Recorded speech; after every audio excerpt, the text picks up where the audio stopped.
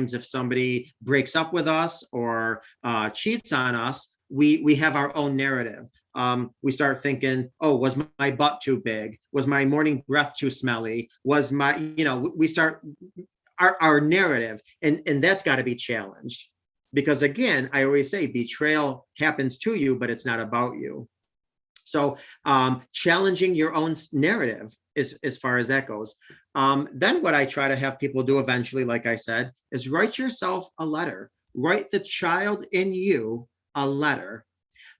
Because 9 times out of 10, well, actually, what's happening is that you're not only dealing with the betrayal at hand as an adult, you're also dealing with what triggered your childhood, some of the emotions that maybe you didn't deal with as a child, some of the triggers you had as a child. So it's important to write your younger self a letter. One of the things that I do when I was a teacher, when I was a special ed teacher, we used to have what's called an IEP, and that's an individualized education plan, because every child learns differently. So you had to teach to that specific child, their learning ability and capability. What I do now as a betrayal trauma practitioner is I give everybody what's called an IHP, which is an individual healing plan.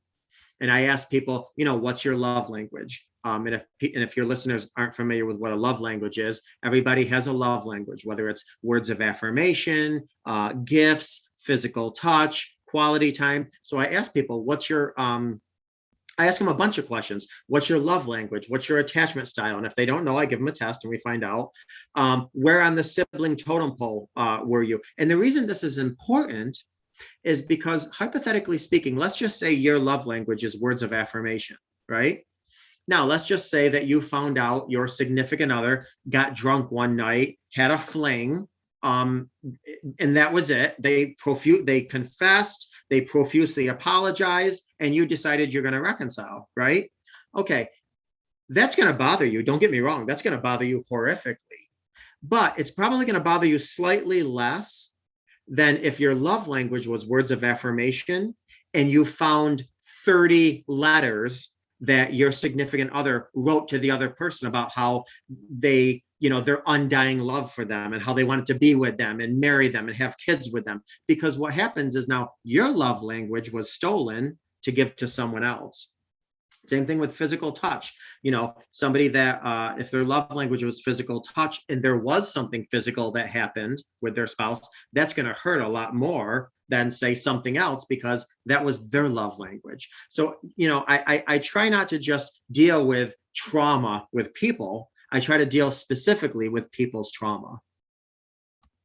And do you find, because you made a good point when I was listening to it, do you find that many of the traumas that you mentioned will be triggered because they've experienced something similar?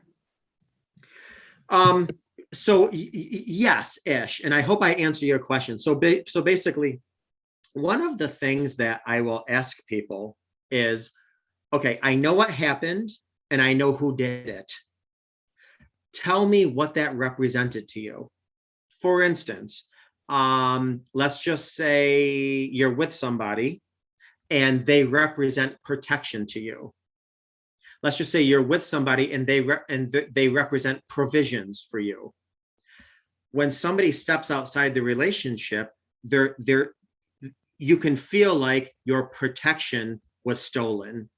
You can feel like your provisions was stolen. And if you had a hard time with that in your childhood, let's just say you never felt protected as a child, or you never felt you're provided for as a child, that's going to trigger a really deep void, and you're going to have a harder time dealing with that betrayal. That makes sense to me because I was thinking about a couple of examples of some friends who they always seem to experience the same type of disappointment in their relationships, whether it's romantic, friendship, or professional.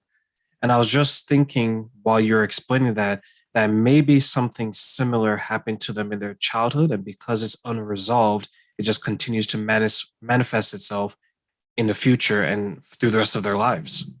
Absolutely. Because listen, a lot of times we as children, when we have voids, we purposely go into relationships trying to fill those voids. But what happens is that when our needs are not met, or something catastrophic or happens, we have the same hurt again. So until we heal that void, it's we're just going to keep, unfortunately, getting the same lesson. And sometimes life will whisper in our ear, sometimes life will smack us upside our face, and then if we're not getting that lesson and working on ourselves, sometimes a building comes crumbling down on us, and that's in the form of sometimes betrayal trauma. So when you deal with them, Jay, when you not deal with them, sorry, when you deal with your clients, Jay, um, are you helping them pick up the pieces, or are you helping them pick up the pieces and prevent it from happening again? Meaning that it's going from, let's say, unresolved to resolved, and then they can move on. Yeah. Well, listen, I always say you can't have peace unless you have all the pieces. So I do try to help heal or have them move forward, filling those voids, because one of my many goals is how many people see red flags and they're just red flags. I want people to move forward to the point where red flags are no longer red flags, they're deal breakers.